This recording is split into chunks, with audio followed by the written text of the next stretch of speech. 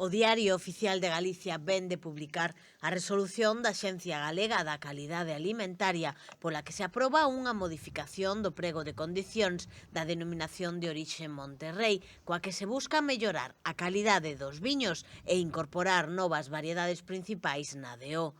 A principal novidade é que as adegas desta denominación poderán elaborar viños rosados que se sumarán aos brancos e tintos xa recoñecidos. Esta modificación responde ao crecente interés por este tipo de viños e a experiencia previa de elaboracións fora da denominación, permitindo así unha maior adaptación ao mercado. Tamén se introducen cambios nalgúns parámetros analíticos.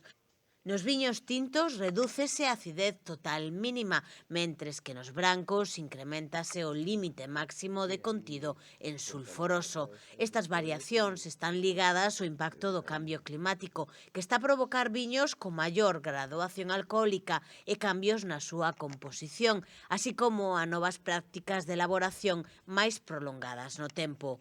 No ámbito das prácticas enolóxicas establecense condicións específicas para os novos viños rosados que deberán elaborarse cun mínimo do 85% de uvas tintas. Outro dos cambios relevantes é a ampliación do territorio amparado pola denominación. Inclúense novas parroquias dos concellos de Monterrei, Cualedro e Laza e intégranse por completo algunhas do concello de Ríos que ata agora solo estaban parcialmente incluídas. Esta ampliación responde a unha antiga demanda dos viticultores locais e abrangue zonas cunhas características similares ás do territorio actual.